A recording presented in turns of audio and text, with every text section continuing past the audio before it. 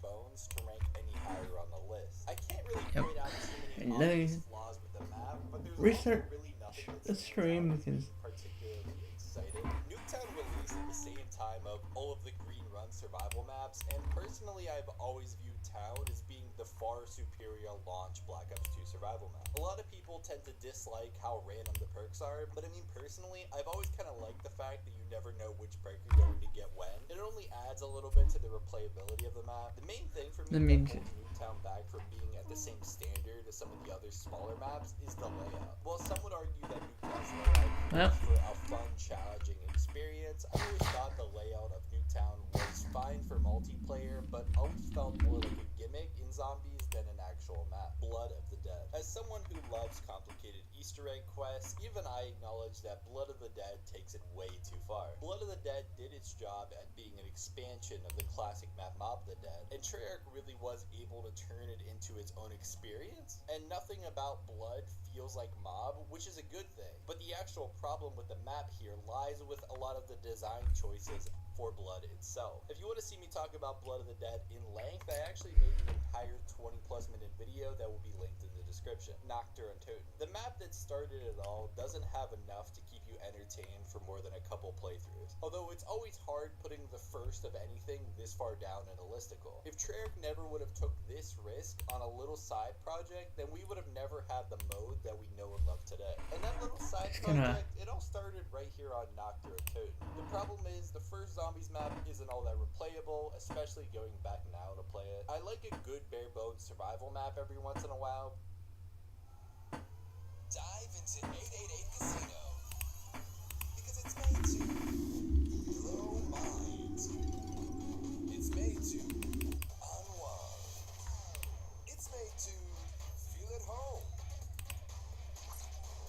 In length, I actually made an entire 20 plus minute video that will be linked in the description. Nocturne Toten. The map that started it all doesn't have enough to keep you entertained for more than a couple playthroughs. Although it's always hard putting the first of anything this far down in the listicle. If Treyarch never would have took this risk on a little side project, then we would have never had the modes that we know and love today. And that little side project, it all started right here on Nocturne Toten. The problem is the first Zombies map isn't all that replayable, especially going back now to play it. I like a good bare bones survival map every once in a while. The World of War maps. Shino Numa was Dive into 888 Casino story, but because it's made to didn't really matter other than the first non-zombie the hell. I would say that Shino It's made to map layout, a feel at central home. area with 4 wings branching out from it. In length, I actually made an entire 20 plus minute video description. Nocturne Toten. The map that started it all doesn't have enough to keep you entertained for more than a couple playthroughs. Although it's always hard putting the first of anything this far down in the listicle. If Treyarch never would have took this risk on a little side project, then we would have never had the modes that we know and love today. And that little side project, it all started right here on Nocturne Toten. The problem is the first Zombies map isn't all that replayable, especially when it's back now to play it. I like a good bare bones survival map every once in a while. The World of War. Shino Numa was Dive into 888 Casino but because it's made to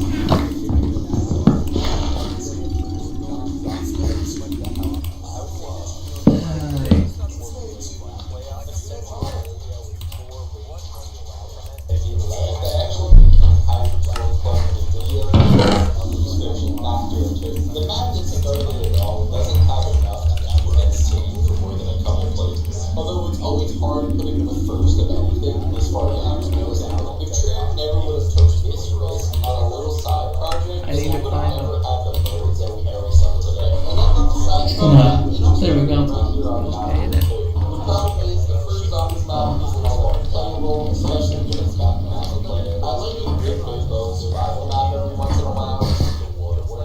Shino Numa was Let's see.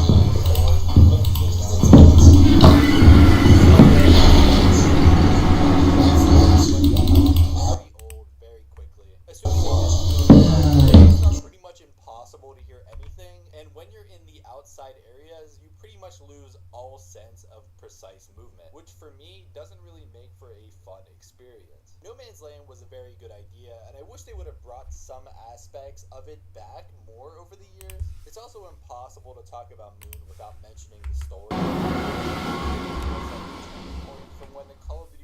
story went from a relatively simple storyline following our main 4 characters and a few others to this giant, exceptionally complicated narrative that became pretty much impossible for the average Zombies fan to follow along. Some people view this as a good thing, and some view it as a bad thing. It just depends on who you ask. Voyage of Despair. Voyage always gets lumped in with Blood of the Dead, but I don't think it's half as tedious, and the Titanic setting is just way too fun to put it any lower. I've spent a decent amount of time defending Voyage of Despair, saying that it's better than the other maps that traditionally get lumped at the very bottom. At the end of the day, though, it's not like I'm saying it's a top 10 or even a top 20 map, but there's definitely a lot of fun to be had on the Black Ops 4 Zombies version of the distinctive, enjoyable Easter egg in one of the best boss fights, interesting weapon, and an aesthetic and setting that's so over the top that you can't help but laugh back by a few things.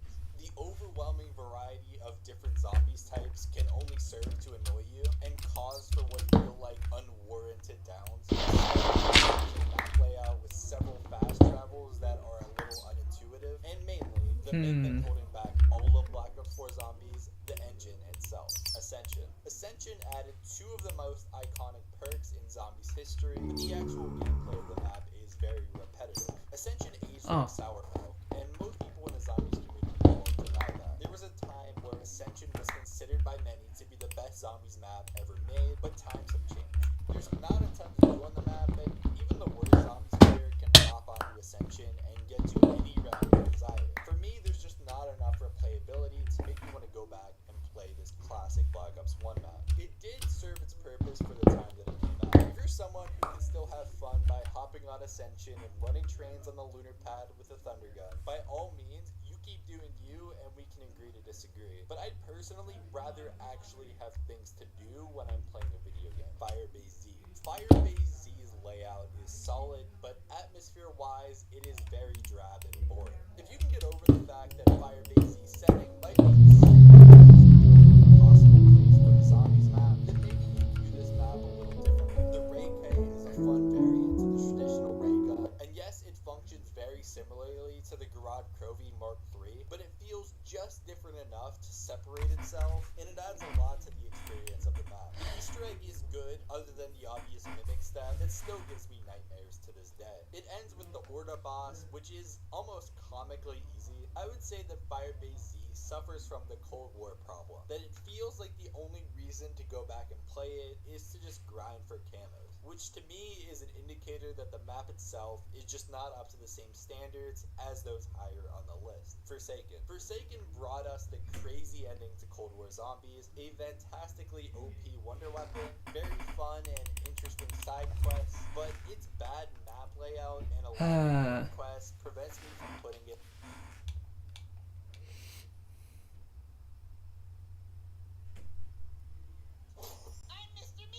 Has been one of the most interesting characters in the whole show. They made their debut in the 5th episode of the first season and played antagonists. Ever since that episode, they have become one of the fan-favorite characters. Unfortunately, despite their popularity, the series didn't really explore them as much as I wished. However, additional materials such as comics and the official characters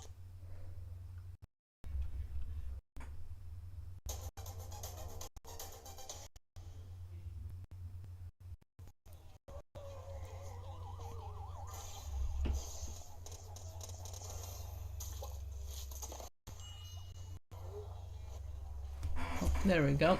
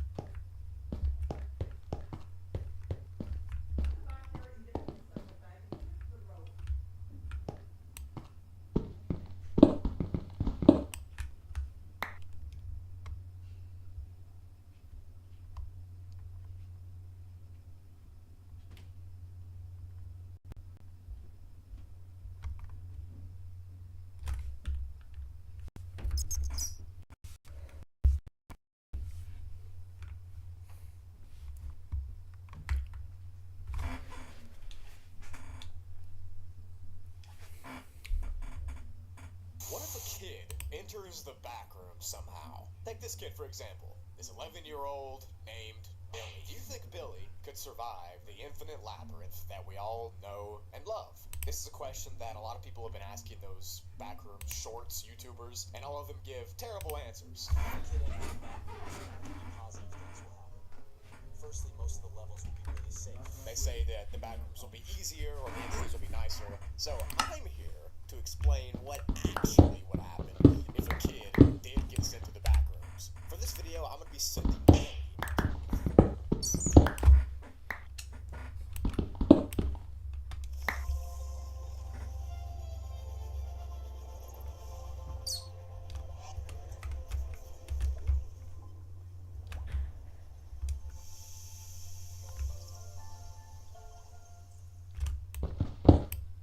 I was never very good at traditional magic, but thanks to Skyscanner, I became the world's first travel magician. Skyscanner searches all your favorite travel sites in one place. Behold! Shit flies to amazing places. And I'll be going over his chances of survival and the benefits and the downfalls of being a small child in the backrooms. So if you think you'll enjoy this analysis, drop a like. I'm not sugarcoating things like all those shorts people do. Let's get into it, shall we?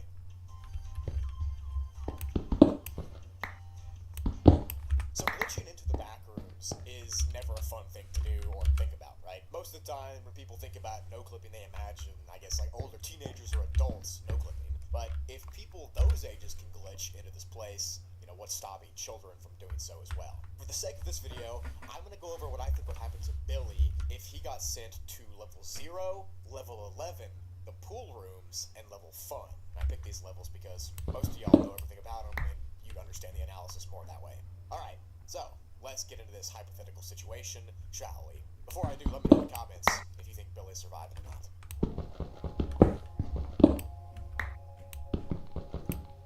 So if Billy got sent to backrooms level 0, here is what I think would happen. Billy would start off extremely confused.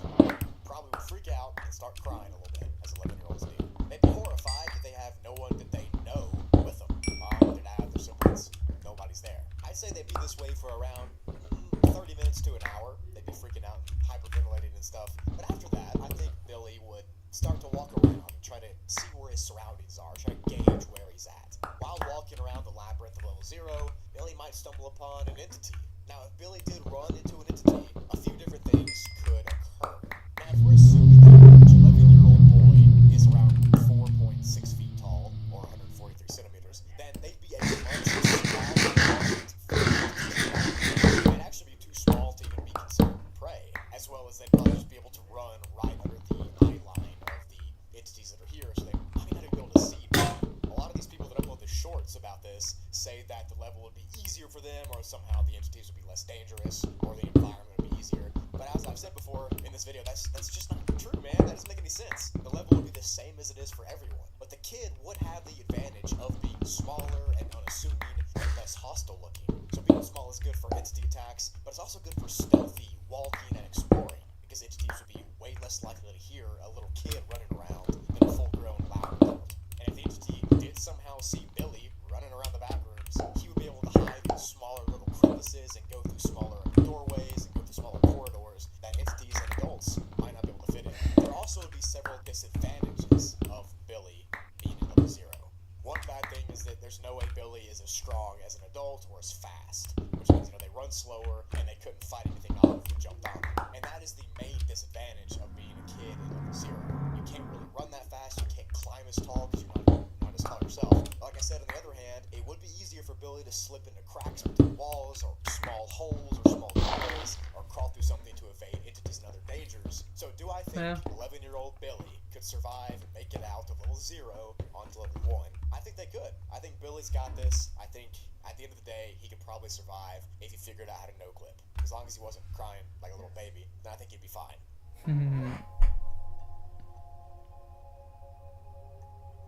Now on to level 11. So if 11-year-old Billy made his way all the way here, a few good things would probably happen to him. I'll go over them first and I'll do the bad things. Firstly, he'd probably actually meet adults in level 11, since it's kind of populated, kind of like a hub. Yeah, but there are are still adults here and people here that Billy could stay close to and travel with and be kind of like this impromptu family. You know, he wouldn't be alone then. There would be like adults looking after him. That would be a good thing. The worst part for Billy, if he got sent to level 11, would be Billy getting lost in the city of level 11. Especially since, you know, an 11-year-old isn't really the best with directions, and this level is an infinite sprawling city. It would be pretty easy for Billy to become overwhelmed and lose his direction and lose where he's at. Another thing that might happen to Billy is that he could accidentally take one of the many exits to leave level 11 and get sent to a dangerous level. You know, there are exits to like level Run for Your Life, 666 in level 11, so he's not going to know where these exits are, which means he could easily walk into a door or something and get sent there unknowingly.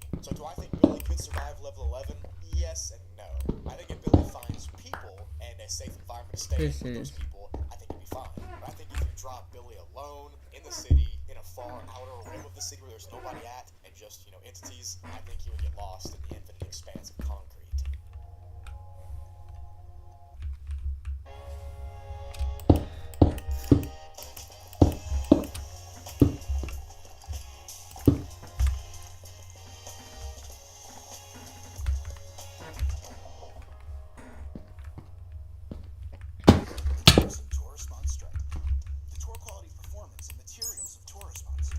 There we go. That's impossible to ignore. The tailor-made tour response stripe. Play in color.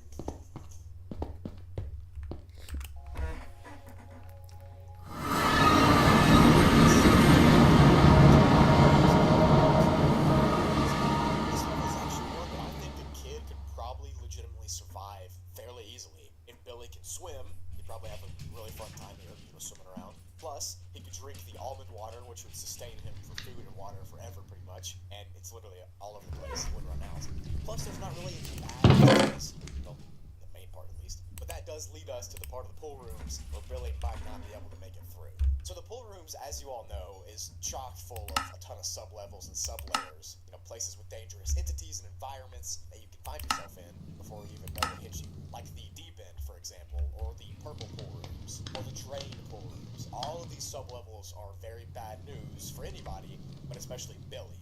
Since he's a little kid, he would have a tough time running away from these entities, or not swimming in these dangerous waters, or not getting lost in the deep chasm of the pool rooms. So do I think that Billy could survive the pool rooms? Yes, in the normal level of it. But if somehow Billy wandered too deep into the pool rooms and got sent to like a sub-level, like the purple rooms or the deep end or something like that, where there's entities or dangerous water and, you know, diseases and whatnot, I don't think Billy would make it out because I don't think he would know any better. And I think we'd lose.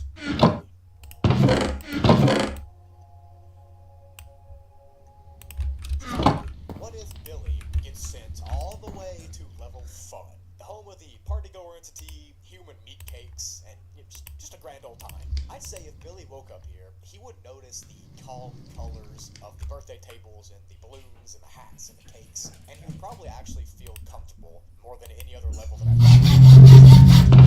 That exactly is where the problem is. Billy would start walking around, touching everything, not having a care in the world. You know, he'd be just chilling, looking at all this fun stuff. In fact, it might look like an environment Billy has seen before, maybe one of his birthdays or his friend's birthdays or something. So he'd think it's a safe place to be, since it looks like that. Until he saw the entities, at least, I guess. So if a partygoer starts to chase Billy, he actually might be able to evade them by, again, hiding in smaller places, or being too small for the partygoers to see when he's running around. Partygoers are big entities, you know, they're over 7 feet tall, and Billy's only like 4.7 feet tall. So it'd be pretty easy for him to evade them. But then again, level fun is kind of like the pool rooms, where the deeper you go, the worse off you actually are, and the more weird the sub-levels get, and all that jazz. Of course, there's also Fun Plus, and we both know that Billy ain't making that happen. So, did Billy survive level fun? No, absolutely not. There's literally no way. I'm sure the partygoer would end up getting him, of course. Unless Billy had Brugly there with him to help him out, you know. But if he didn't have me, he'd be toast. I mean, he'd probably be turned into a cake. I'm not going to sugarcoat it there. Alright, that is my thoughts on There if a we kid go. could survive the backrooms, or if a kid got some backrooms, whatever you want. I think it's a pretty fair estimate. Let me know your thoughts I'm gonna let below. that If you want mountain more hope. videos of Billy trying to explore more levels, I could also Hello, chocolate lovers. One bite of Whitaker's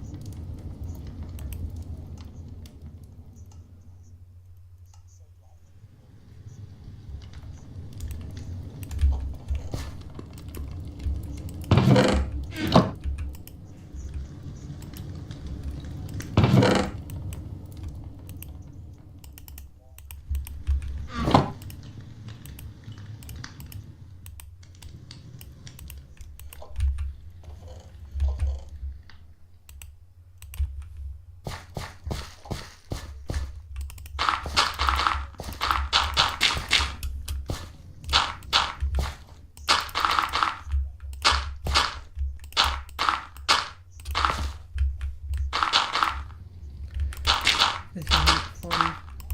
Really.